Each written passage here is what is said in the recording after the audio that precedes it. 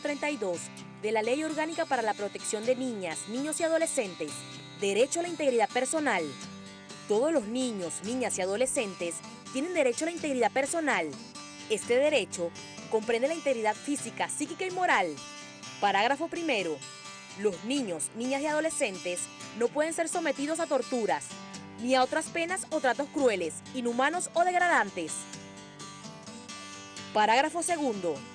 El Estado, las familias y la sociedad deben proteger a todos los niños, niñas y adolescentes contra cualquier forma de explotación, maltrato, torturas, abusos o negligencias que afecten su integridad personal. El Estado debe garantizar programas gratuitos de asistencia y atención integral a los niños, niñas y adolescentes que hayan sufrido lesiones a su integridad personal. ¿Y cree usted que estos derechos se le están respetando cabalmente a nuestros niños, niñas y adolescentes, al menos acá en Venezuela? Le pregunto, ¿con cuánta frecuencia usted de repente sale a la calle y ha visto, en alguna ocasión al menos, que un padre le grita a su hijo, profiere insultos hacia él o inclusive le pega sin ningún tipo de decoro frente a cualquier otra persona? ¿Y qué ha hecho usted en ese momento? Se lo dejo para que lo vaya analizando. Acompáñenos a través de la cuenta en Twitter @solucionesgb, porque hoy más que nunca es un día en el que necesitamos de su participación y de su colaboración. Los estamos invitando a que se unan a esta gran campaña No al Maltrato Infantil, y justamente ese es el hashtag o etiqueta que estamos utilizando el día de hoy a través de nuestra cuenta en Twitter @solucionesgb. Por ejemplo, el abogado Luis Linares nos dice: no al maltrato infantil. En Venezuela el maltrato infantil se ha convertido en una cotidianidad.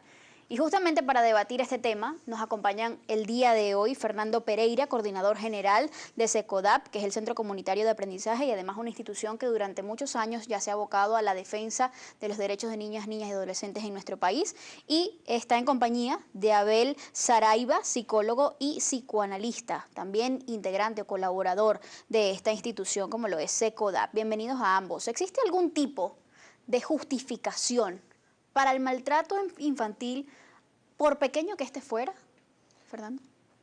Sí, evidentemente no.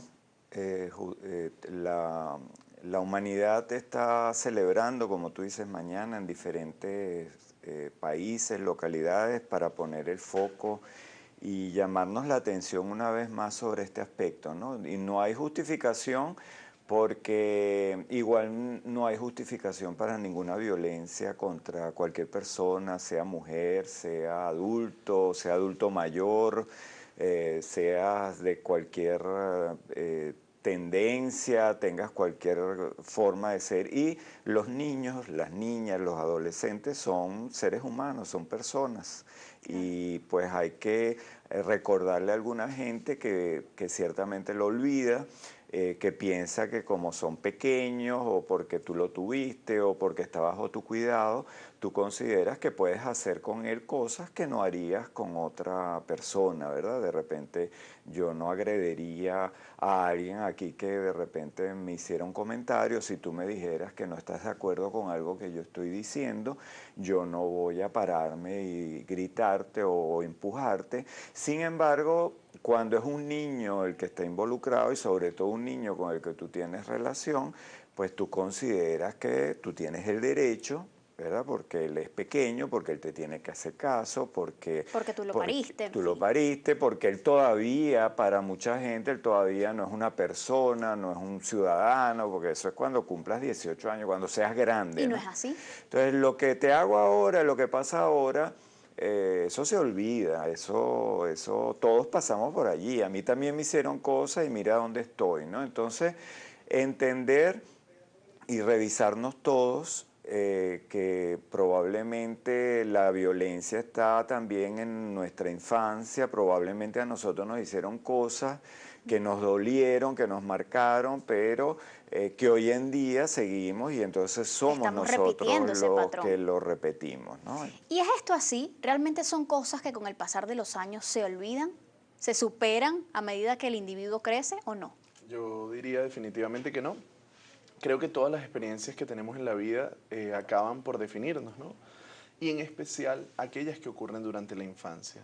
De allí la importancia del tipo de relación que nosotros sostenemos con nuestros hijos, en tanto ese es el patrón que va a modelar todas las relaciones que posteriormente vamos a tener. Entonces, cuando las relaciones con los seres que deberían proporcionar los primeros cuidados, las primeras formas de afecto, están cargadas de violencia, primero corremos el riesgo muy importante de que nosotros participemos activamente luego de la violencia como una forma de vínculo, y también de que podamos permitir que otros nos violenten, ¿no? Porque no solo, a veces pensamos, claro, quien ha sido agresor es probable que ha recibido un monto importante de violencia en su vida, y probablemente haya sido de esta forma, pero también quien ha recibido violencia luego puede permitir que otros le violenten sin identificar esta dinámica como algo que está mal.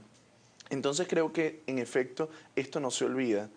Con el paso del tiempo podemos aprender a perdonar, podemos aprender a elaborar eso que nos pasa, pero definitivamente no se olvida y nos acompaña de cotidiano. Podemos decir, bueno, a mí me pegaron, a mí me hicieron esto, lo otro, y yo soy una persona de bien. Es probable que hayan otros factores protectores que sean los que explican que esa persona haya alcanzado a desarrollarse bien, pero no la violencia. Más bien la violencia probablemente sirva para explicar cosas que tenemos como inseguridades, traumas, dificultades para relacionarnos y que no las vemos. Es decir, que cuando una persona dice, bueno, pero es que no entiendo de dónde sale toda esta violencia que estamos viendo hoy en la calle, esta cantidad de personas que ahora consumen tabaco, son alcohólicos, son drogadictos, personas inclusive que estamos viendo el cambio de una sociedad menos saludable a una sociedad de obesos, por ejemplo, personas con más tendencia a la depresión, a trastornos de ansiedad.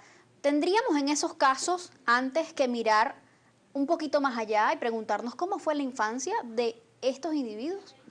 Bueno, todos los aspectos, ¿no? Eso Abel después podrá reforzar. Estamos hablando de muchos factores, pero ciertamente un niño, una niña que crece en un ambiente donde está recibiendo violencia, donde no es aceptado, donde te están permanentemente agrediendo con palabras, donde te están permanentemente descalificando, evidentemente, pues eso va a incidir en su presente, en su momento, y lo va a arrastrar durante toda su vida y va a marcar sus relaciones en la escuela, en el entorno, después cuando eres grande, ¿no?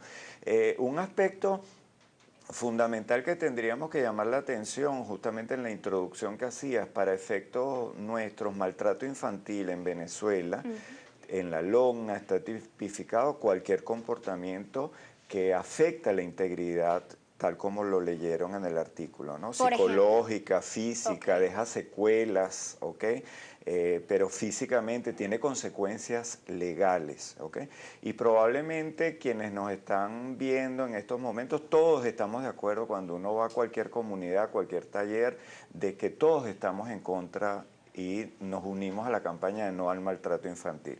Pero cuando en las mismas comunidades, la propia LOGNA en el artículo que sigue, el 32A, nos dicen que no se justifica ningún tipo de corrección física, psicológica, con castigos físicos humillantes, pegarle al niño, pegarle a la niña, insultarlo, gritarle, con el fin de corregirlo, de orientarlo supuestamente por su bien, porque queremos lo bueno para ellos. La LOGNA también nos dice que eso no está permitido y que esa no es la forma de orientar y corregir a nuestros niños.